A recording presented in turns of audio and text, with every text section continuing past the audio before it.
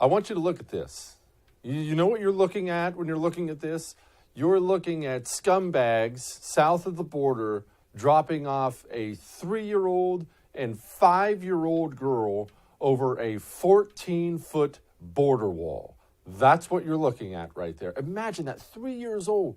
Man, you should be home eating Doritos and hanging out with your parents, getting chucked over a 14-foot border wall. That's how bad it is right now on our southern border. Joining me now to talk about that and other things is Mike Howell. He's a former Department of Homeland Security official and a senior advisor at the Heritage Foundation. Mike, I don't think people realize just how horrific the situation is on the border right now.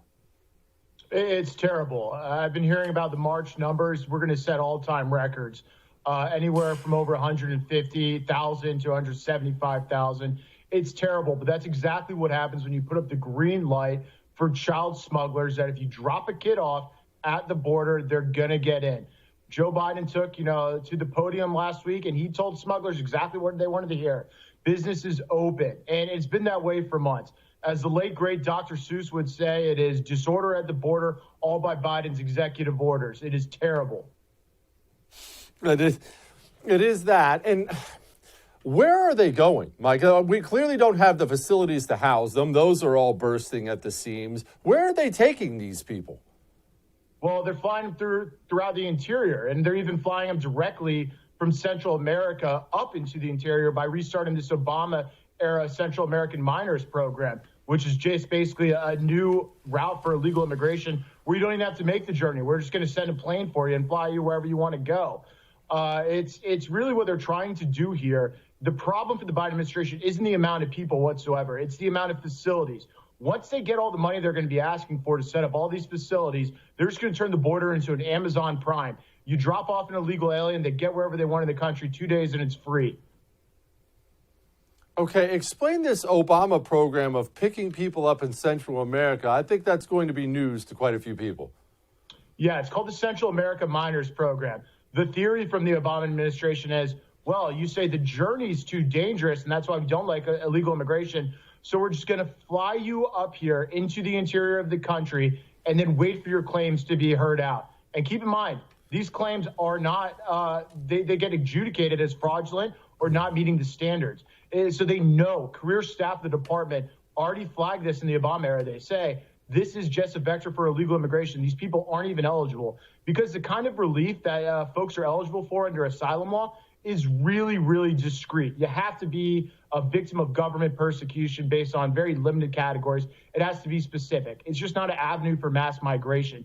We do have an avenue for people to come to the U.S. It's called legal immigration. You don't need to start new programs that just blur the lines between illegal and legal, and that's what the Central American Minors Program does. What's going on with the border wall? We heard a lot about the border wall, and just so people are clear, border walls don't necessarily do a ton of good out in rural areas, but they are critical in urban areas where the illegals can melt into the population really, really quickly. What do we have? What don't we have right now, Mike?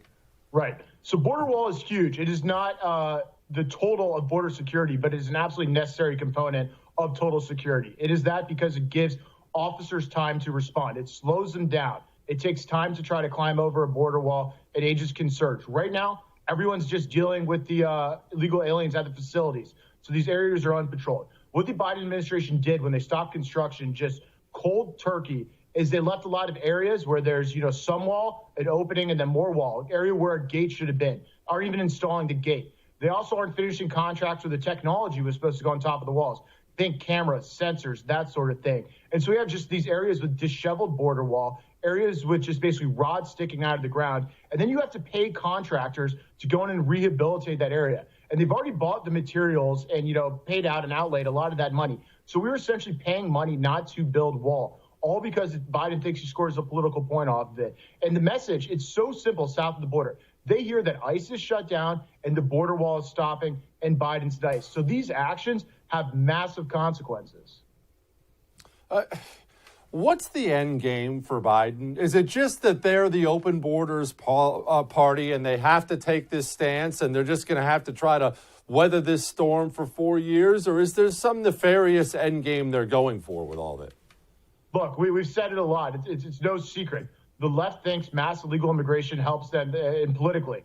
They think this will help them turn Texas, Georgia, Florida permanently blue. It is not a coincidence that they're doing this at the same time. They want to completely loosen all voting restrictions, not require any ID, have everyone voting from home, get illegal aliens on the voter rolls. That is their game plan. They have been on record over and over again talking and bragging about how this mass immigration changes the country in ways that they think will benefit them. Whether that's true or not, we'll see, but that's certainly why they are doing it. And all they're going for now in the immediate short term is to get away with it as much as they can. So that's why they're going to do what I said earlier, where they're just going to pump up these facilities, try to get it as folks into the country as quickly as possible. So, people aren't nagging and looking at all those terrible pictures of these facilities that are overcrowded. Thanks for watching the Heritage Foundation's YouTube channel. With more than 500,000 members, we are the nation's largest conservative research and education institution. We believe the principles and ideas of the American founding are worth conserving and renewing.